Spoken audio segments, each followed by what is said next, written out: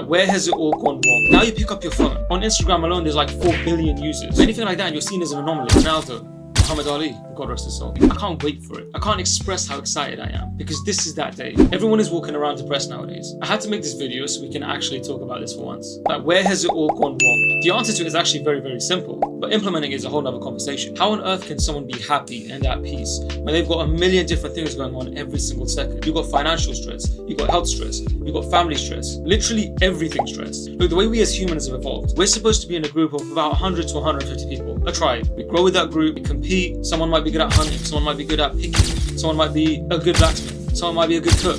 But you all know your place. Now you pick up your phone. On Instagram alone, there's like 4 billion users. So you're comparing yourself against 4 billion people. And chances are, everyone's gonna be better than you at something. Whether someone has a better house, a better body, is younger, is better at a specific sport, better looking. Whatever the case is, you have a million different things you can compare with. You don't see the negative, you don't see the pain, you don't see the struggle, you don't see anything. All you see is a few snapshots of their life, a quick selfie about how perfect their life is. And then it makes you think, how awful is my life? And how good is theirs? Comparison is the thief of joy. You can't compare your chapter 2 to somebody's chapter 37. It's like you hitting a boxing bag once, then looking at Mike Tyson and saying, damn, why is he such a good boxer? And that's only one of the many problems we have nowadays that stress us out so much, make us feel so sad and insignificant. So what do? We doom scroll. We whack on some tunes to make ourselves feel better. We order some junk. We watch Netflix. To our non-Muslim counterparts, you grab a drink. Almost everything in life that gives you free dopamine without having to struggle for it. I'm talking about corn. I'm talking about alcohol. I'm talking about music. I'm talking about almost everything. Everything I can think of off the top of my head. Anything that gives you free dopamine will end up destroying you. There's no such thing as a free lunch. You've probably heard of that before.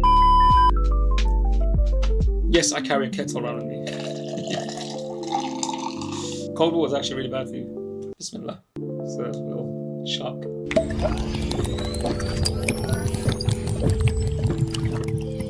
Alhamdulillah. So the situation is you go from bad to worse. It's like having a broken leg and going for a run to make yourself feel better. What's going to happen? But the thing is, it's what we're so attuned to nowadays. What else are you going to do? Because the things that would give you pleasure, things that would actually make you feel good, well, it's so hard to do nowadays. We're so confined. We have to keep up with the times. You know everything about the latest show or which celebrity has had a kid or all the things that are completely irrelevant to our lives. And because everything has become so easy, it's now weird to do anything hard. If you want to give up a bad habit, like smoking or drinking or being dependent on music, people will look at you like you're crazy. But if you're stuck in those bad habits, oh, by all means, continue. Great, you're a lot of fun. Society actually looks down on people who try to make their lives better. And this is where such a huge problem lies. I remember when I used to get up at 5 a.m. to go boxing, and in the winter months, it was very difficult because it was like -5 degrees. People were honoring me, putting me on a pedestal, like I'm some superhuman, which is completely not the case. You just get up and then you do it a couple of times and your body gets used to it. That's literally all it takes. But anything like that, and you're seen as an anomaly. So when you have all of these different external influences making you feel so down, make you feel so sad, so unworthy, you're doing a 9-to-5 job, which gives you zero fulfillment. You want to be a poet, you want to be an artist, you want to own a bakery, a cafe, you want to help people get fit, you want to do things that your heart tells you to do. Stuff that every single day you wake up and say, yeah, you know what? This is who I am. Look at the people who found their craft and absolutely nailed it.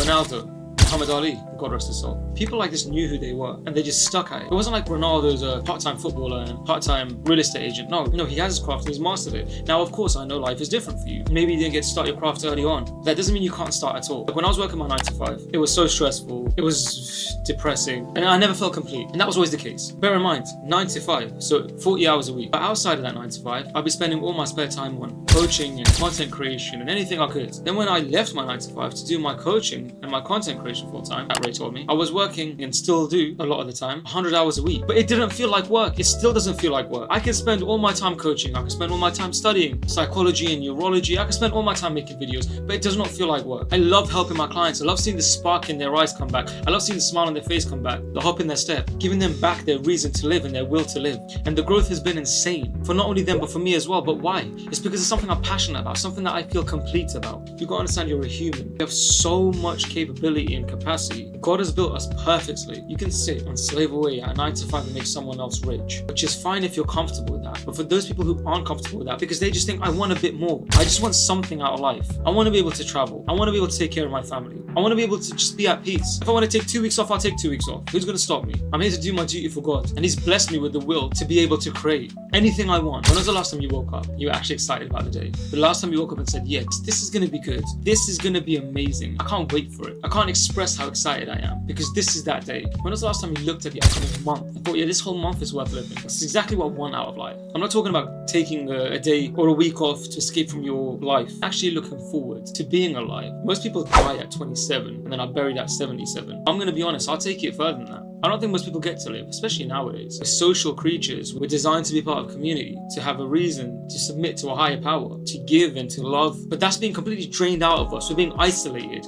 and all this negativity shoved down our throats. All you can think about first thing when you wake up, pick up your phone, you just see negativity. That's how you live your day. Stuck in traffic on the way to work. You get to work, your boss moans at you. You're doing mundane stuff you don't even care about. Great, day's over. By the time you get home, barely have time to eat and maybe watch some TV, start all over again. You do that 5 days a week. Now finally you get to breathe for a second over the weekend. But guess what? You've got to do all the things that you haven't done during the week. Any doctor's appointments, any mechanic appointments, any shopping, literally anything you have to get done. Normal life stuff. You've left that till the weekend. So that gets filled up. Next thing you know, it's Sunday. And Sunday is literally just Monday because you can't do anything. You just have to get ready for work. So your life is stuck in that cycle. Now how the hell do you expect you to be happy? How do you expect anything to make you happy? Just because it's normalized, that doesn't mean that's how you're supposed to live. We've all got the power and capability of doing whatever we want. Trust God and work hard and you will get everything. I promise you that one thing. Now guys, if you need any help with anything or you want to start your healing journey, hit me up on Instagram at RayToldMe. I'm always active on there to make sure I don't miss out on anything. Take care guys. Peace.